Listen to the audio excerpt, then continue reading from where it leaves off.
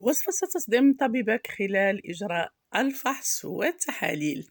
معالجة لفقر الدم، مخلصة من التعب، الإجهاد والإرهاق. لمن يعانون من مشكل النحافة المفرطة، ما عليكم إلا بتجربة هذه الوصفة، وكذلك تحضيرها لأطفالكم خلال فترة الامتحانات، نظرا لغناها بالفيتامينات وكذلك بالمعادن والكالسيوم المهم للجسم. نبدأ على بركة الله. أول مكون سنحتاج هنا هو مكون يعزز صحة الجهاز الهضمي، يعالج فقر الدم، يوفر طاقة للجسم لمن لا يريدون أو لا يحبون أبدا الإفطار. عليكم بهذه الوصفة بحيث تريحكم من مشكل الإفطار مع أطفالكم أو المعاناة خلال الفترة الصباحية بالأخص. كذلك تعزز صحة الجهاز العصبي وتحافظ على صحة القلب. سأحتاج إلى بول واحدة أو ما يعادل زلافة واحدة من التمر. من الأفضل يكون تمر من نوعية جيدة. بالنسبة لهذه الوصفة ضرورية في فترة الامتحانات نظرا لغناها بالمكونات التي تزيد من الذكاء وتزيد كذلك من سرعة الحفظ. أقوم بتقطيعه بهذا الشكل.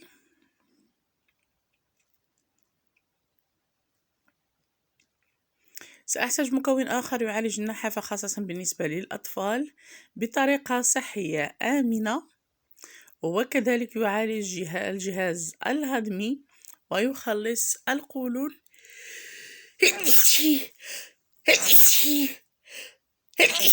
يخلص القولون. الحمد لله والشكر لله. إنها فترة البرد. أعتذر منكم.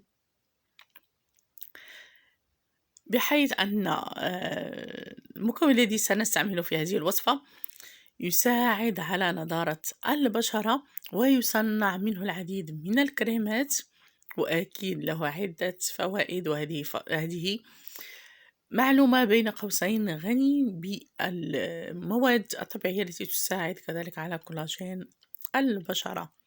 إنه السمسم الذي له عدة فوائد، خاصة حماية الأطفال من السرطانات، ويشفي من نزلات البرد والسعال والإنفلونزا والربو بالأخص. سأخذ منه كأس، أقوم بوضعه أو تحميصه أو تحميره كما شاهدتم معي. بعد ذلك سأخذ آلة الطحن وأقوم بطحن هذه المكونات.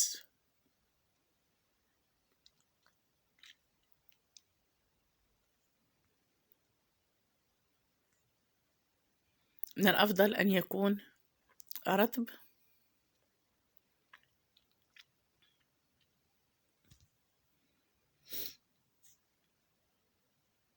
أضيف إليه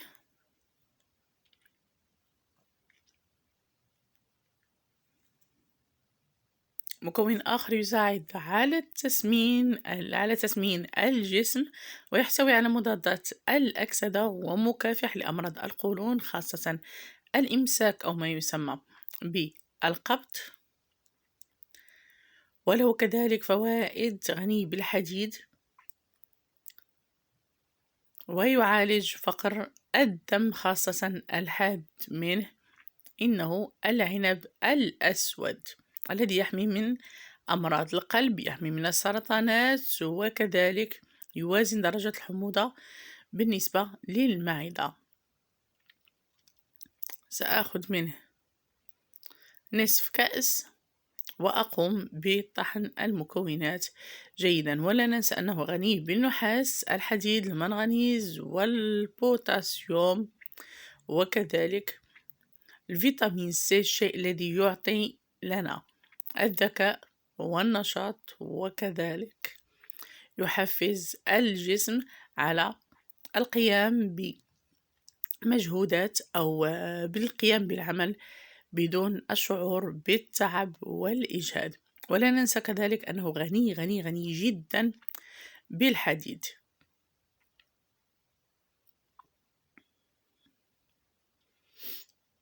سأقوم بطحن يخلص كذلك الدم وينقيه من السموم. يحتوي كذلك على ألياف.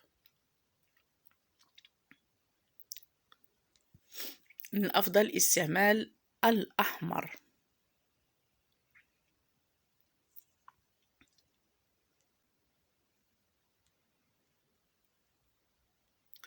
سأحتاج إلى مكون آخر يساعد بشكل كبير على زيادة الوزن ومحبب عند الكبار والصغار، ولكن للأسف شديد لا نستعمله كثيرا في أطباقنا. صحي جدا، يستعمل في السلطات وينفع كذلك للرياضيين بحيث يعتبر بروتين طبيعي، إنه الشوفان.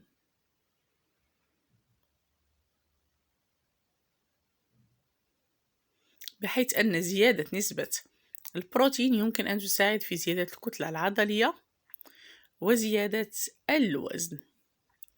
أقوم بخلط هذه المكونات جيدا وأضيف ملعقة كبيرة.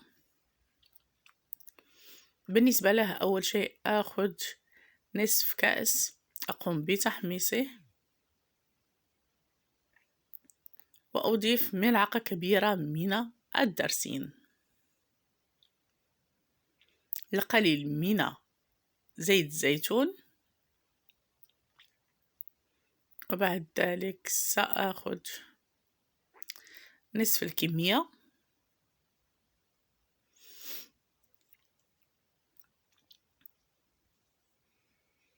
وأصنع منها حرابيل ممكن كذلك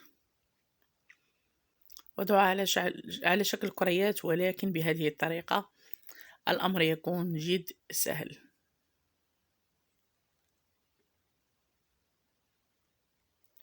أنا شخصيا هذه الوصفة معتمدة عندي،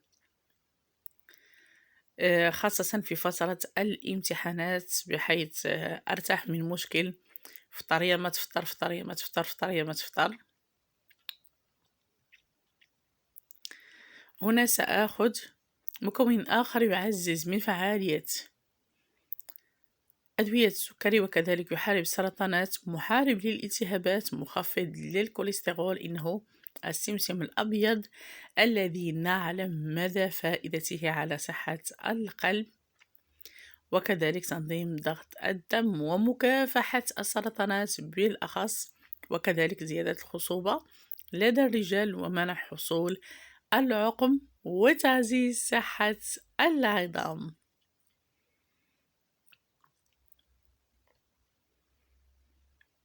بعد ذلك سأخذ كمية أخرى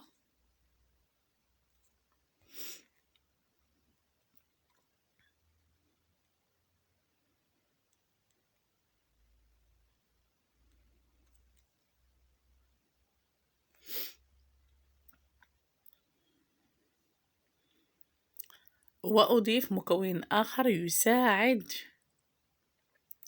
على التخلص من الإمساك أو القبض، به كربوهيدرات وكذلك بروتينات،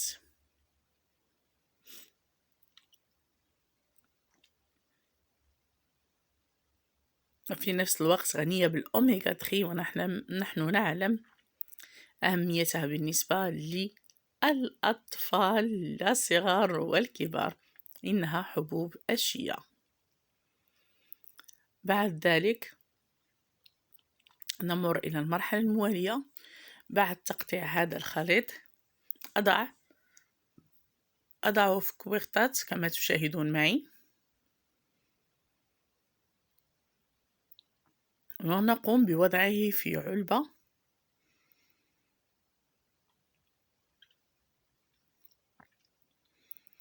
نأخذه في الصباح مع كأس من الحليب، يعني قطعتان مع كأس الحليب، كمية كافية لاحتياجاتكم اليومية من الفيتامينات وكذلك من المعادن. بالصحة والراحة، لم يبق لي إلا أن أقول لكم إلى اللقاء.